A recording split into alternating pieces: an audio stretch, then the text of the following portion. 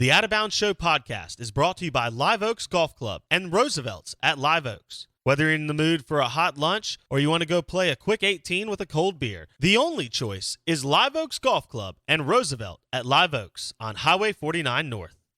WRKS Pickens Jackson. Are you ready? Now live from the Whiskey 61 Lounge inside the Bank Plus studio. Listening to Mississippi's #1 sports talk show, The Out of Bounds Show with Bo Bounds. Streaming worldwide live on the Out of Bounds radio app and on your radio at ESPN 105.9. The Zone. All right, good morning. Welcome in. Out of Bounds, brought to you by the Bone-In Ribeye, Kessler Prime and the Renaissance. Pair it with the Four Roses Bourbon Manhattan. KesslerPrime.com to make a reservation. 105.9 The Zone, ESPN, WRKS, live in the Bank Plus studio. The show is presented by Farm Bureau Insurance. Bundle your auto and home and save with your local Farm Bureau Insurance agent in any of the 82 counties in the state of Mississippi. We're streaming live on the Out of Bounds radio app. You can watch the show right now. Go to YouTube, youtube.com, YouTube app, search Out of Bounds Sports. Welcome in Steve Robertson, another signing day. Steve Robertson, State Insider, genespage.com, 247 Sports. Steve, what is the latest on Ty Cooper, defensive lineman out of Louisville, Mississippi? Well, he is set to announce his decision and signing at a 10 a.m.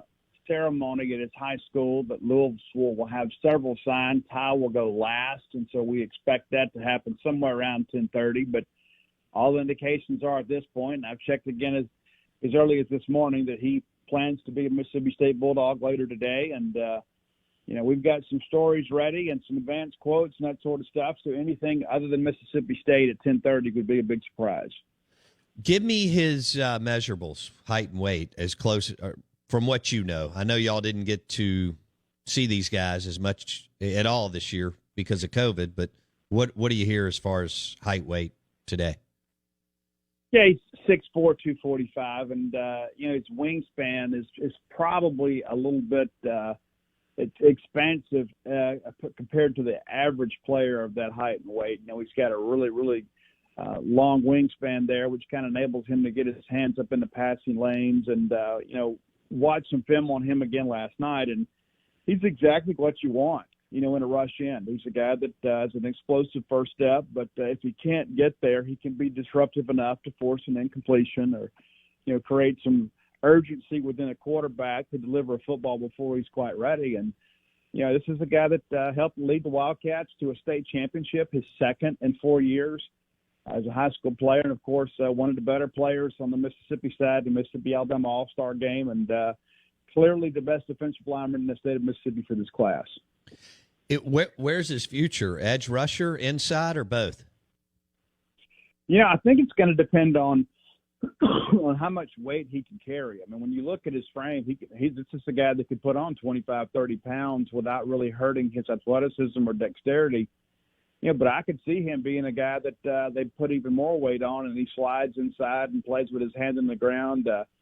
Tyrone Shorter at times has compared him, and this is a guy that would know, but he thinks that he could be utilized in a way similar to what Jeffrey Simmons was. Not to say that they're the same caliber of player, but, Jeff Simmons was a long, lean defensive end type guy until he got in the college weight room, and the same could be said for Chris Jones. And so you could see Ty Cooper kind of following that same path of development. Okay, well, now John Lewis is considered, I think, a linebacker, but a lot of people believe he's an edge rusher. Like, compare the two. Do you think John Lewis out of Germantown eventually ends up as an edge rusher, Steve?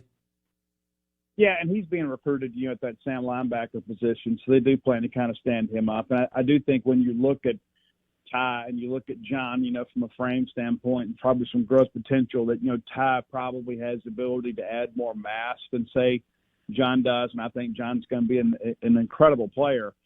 But I do think that he stays out on the edge, and and they'll know how to use him. That's the thing too with this 3-3-5 scheme. They kind of understand what that Sam linebacker spot's supposed to do, and it's a little more dynamic than perhaps some other positions within the defense, because sometimes he would play with his hand in the ground, and other times, you stand him up, and he's got the speed and athleticism to get out and cover in the flat. So, yeah, I think that he's a guy that his long-term potential was probably a lot like how State utilized Montez Sweat at Mississippi State. Steve Robertson on the Coors Light guest line. So let me make sure I have this right. Since signing day, Mississippi State has landed a 4-star defensive end from Florida. If Ty Cooper holds, that's a 4-star defensive lineman from Louisville, and a 5-star cornerback from the state of Texas who's transferred in from the Texas Longhorns.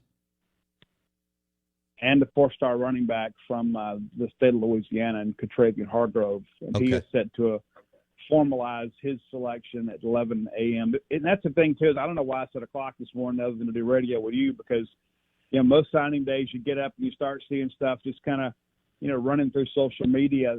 There's not a lot that's going to happen this morning for Mississippi State because, number one, you've only got, 3 spots left, and then these decisions are going to be announced later in the morning with Ty Cooper going around 10:30. Hargrove's going to sign at 11, and then there's, Caden Bridges out of McGee that, State's made a late push for. Auburn had the momentum. State kind of got back in the game. Auburn looked to close the door.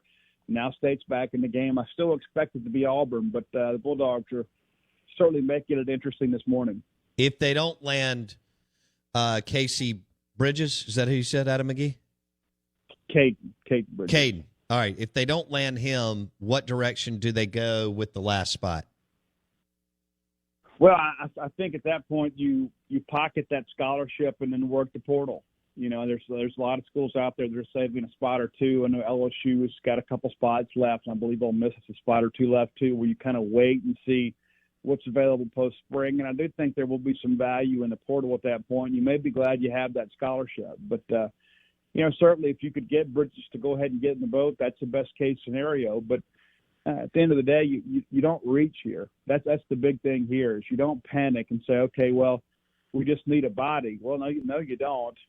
You don't just need a body. That's how you end up getting beat is you reach on signing day. And so if they don't get what they want today for that defensive back spot, you pocket that and you get into the spring, and then you kind of see what's available. It's just like it's so crazy how life works. I mean, just yesterday, you had one of the better players of the Oklahoma defense go in the portal, and Brendan Radley Hiles. They call him, Bookie, but he's the guy that is available now, and it's like within minutes of him going into the portal, you see about 25 people that work at Mississippi State following him on Twitter and interacting with him, and so.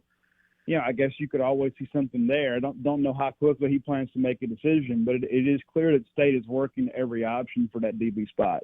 All right, so there you go. All eyes are on Ty Cooper, Louisville, Mississippi, top 10 player, 4-star, 2 state championships at Louisville. And Zach Arnett and the crew want to sign him, and Steve said it's a 10 a.m. decision. So we'll monitor that. Steve, I've only got a couple more minutes here. Steve Robertson, genespage.com will be full of updates throughout the day, 247 Sports. And Ben Howland, I think it's close to over. I think he's done a good job rebuilding the program. There's a lot of good there that he did. 26 turnovers. They're bad on offense, and they don't have a perimeter shooter. Your thoughts? Well, I think I agree with all of that. That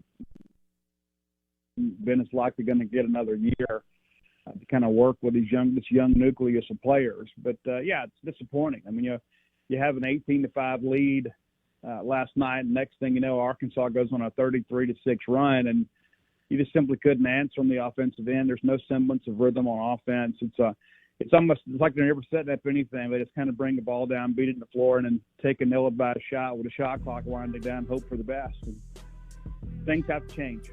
Steve Robertson on the Out of Bounds Show. Go to genespage.com for all your recruiting info and, of course, football, baseball, hoops, 247 Sports, the Boneyard Podcast. Steve Robertson on the Coors Light guest line. Steve, I know it'll be a busy day. Thanks, man.